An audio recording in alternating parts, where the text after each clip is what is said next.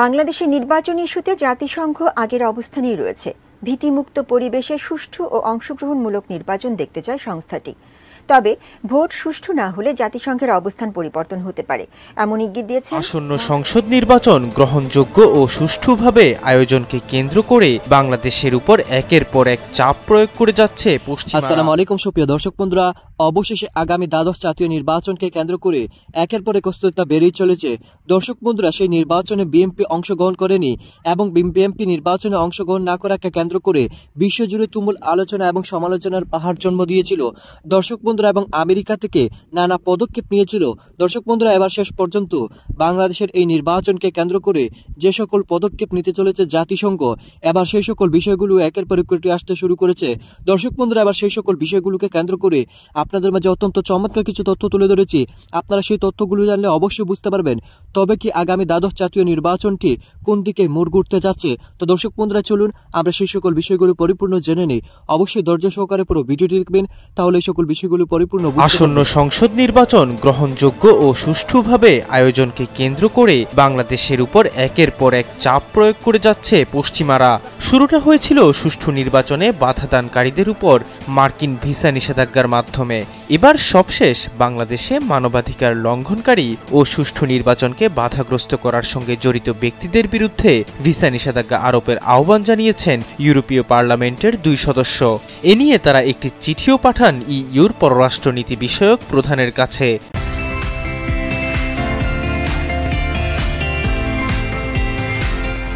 গত 14 ডিসেম্বর ইইউর পররাষ্ট্রনীতি বিষয়ক প্রধান জোসেফ বোরেলের কাছে চিঠি পাঠান ইইউ পার্লামেন্টের সদস্য ইলান ডি বাসো এবং কাস্টেন লক।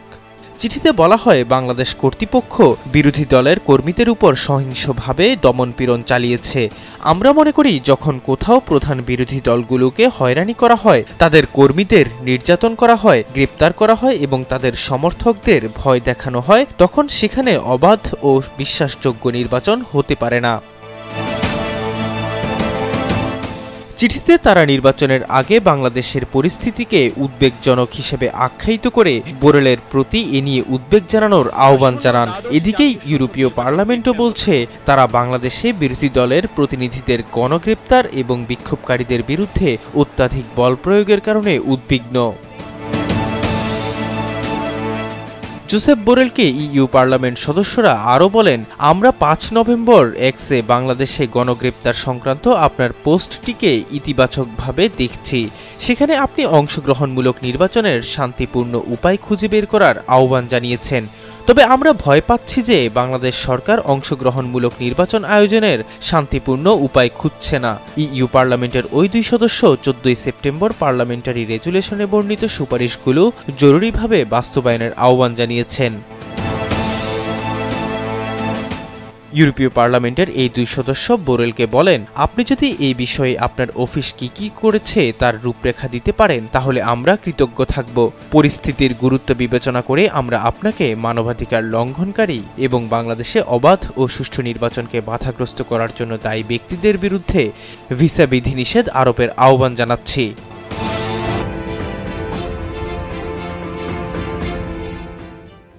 বাংলাদেশে অবাধ সুষ্ঠু নির্বাচনের পক্ষে অনড় অবস্থানের কথা জানিয়েছে জাতিসংঘ।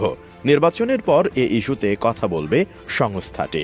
তাদের মতে, ভীতিমুক্ত পরিবেশে সুষ্ঠু ও অংশগ্রহণমূলক নির্বাচন দেখতে না পেলে নির্বাচনের পর জাতিসংঘের অবস্থান পরিবর্তন হতে পারে। বৃহস্পতিবার জাতিসংঘের নিয়মিত ব্রিফিংয়ে মহাসচিব অ্যান্তনি গুতেরেসের মুখপাত্র স্টিফেন ডুজারিক এই ইঙ্গিত দেন। ব্রিফিংয়ে এক সাংবাদিক ডুজারিককে প্রশ্ন করেন, মিডিয়া ও আন্তর্জাতিক মানবাধিকার সংস্থাগুলোর রিপোর্ট বলছে, বাংলাদেশের ক্ষমতাসীন সরকার আগামী 7 জানুয়ারি আরেকটি নির্বাচন আয়োজনের সব প্রস্তুতি নিয়ে রেখেছে। বিরোধী দলের সব নেতাকর্মীকে জেলে আটকে রেখেই এই নির্বাচনের আয়োজন করা হচ্ছে। এই পরিস্থিতির মধ্যেও আপনি কি এখনও অবাধ, সুষ্ঠু ও বিশ্বাসযোগ্য নির্বাচনের আহ্বান পুনর্ব্যক্ত করবেন, নাকি জাতিসংঘ মহাসচিব বাংলাদেশে গণতন্ত্র পুনরায় ফিরিয়ে আনতে ব্যক্তিগতভাবে উদ্যোগ গ্রহণ করবেন?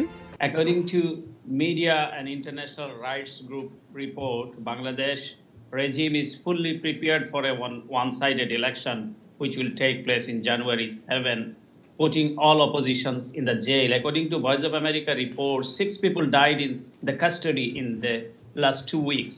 So still you will urge for a free, fair election, credible election, or Secretary General can take any personal initiative to return back to democracy, as people are very much willing to see the international community's action for democracy. জবাবে Dujarric বলেন, এ বিষয়ে আগেও আলোচনা হয়েছে এবং আপনিও জানেন যে জাতিসংঘ বাংলাদেশে এমন একটি অবাধ ও সুষ্ঠু নির্বাচন চায় যেখানে জনগণ কোনো ভয় ছাড়াই ভোট দিতে পারবেন।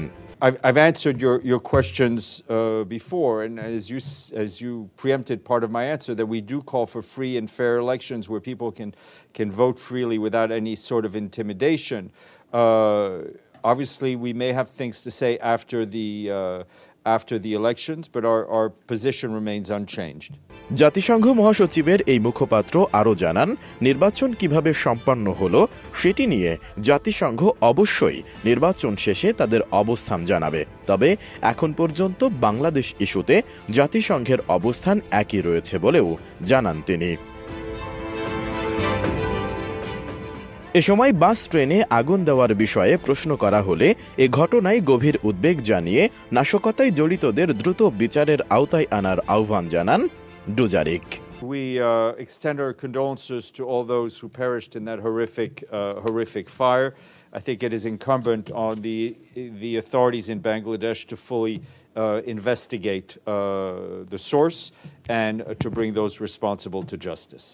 এর আগে মঙ্গলবার মার্কিন পররাষ্ট্র মন্ত্রণালয়ের ব্রিফিংয়ে মুখপাত্র ম্যাথিউ মিলারের কাছে একই বিষয়ে প্রশ্ন করা হয়। জবাবে মিলার জানান, বিষয়টি সম্পর্কে যুক্তরাষ্ট্রের তেমন কোনো কিছু জানা নেই, তাই এ বিষয়ে আপাতত কোনো মন্তব্য নেই বলেও জানান তিনি। তো দর্শক বন্ধুরা, আপনারা হয়তো পুরো ভিডিওটি দেখে এবং এই সকল কথাবার্তাগুলো শুনে অবশ্যই বুঝতে পেরেছেন, অবশেষে আগামী দ্বাদশ জাতীয় নির্বাচনকে কেন্দ্র করে একের পর এক অস্থিরতা বেড়েই চলেছে এবং সেই সাথে একের পর এক বিশ্বজুড়ে তুমুল আলোচনা এবং সমালোচনার পাহাড় জন্ম দিয়েছে।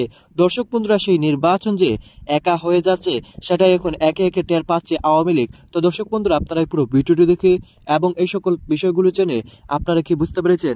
তবে কি শেষ পর্যন্ত বিএনপির জন্য কোনো সুসংবাদ আসবে এবং জাতিসংঘ থেকে কোনো কঠিন পদক্ষেপ নিচ্ছে? তো দর্শক বন্ধুরা, এ বিষয়ে আপনাদের কি মতামত অবশ্যই কমেন্ট করে জানিয়ে দিবেন। তো দর্শক বন্ধুরা, ভালো থাকুন, সুস্থ থাকুন, আল্লাহ হাফিজ, আসসালামু আলাইকুম ওয়া রাহমাতুল্লাহ।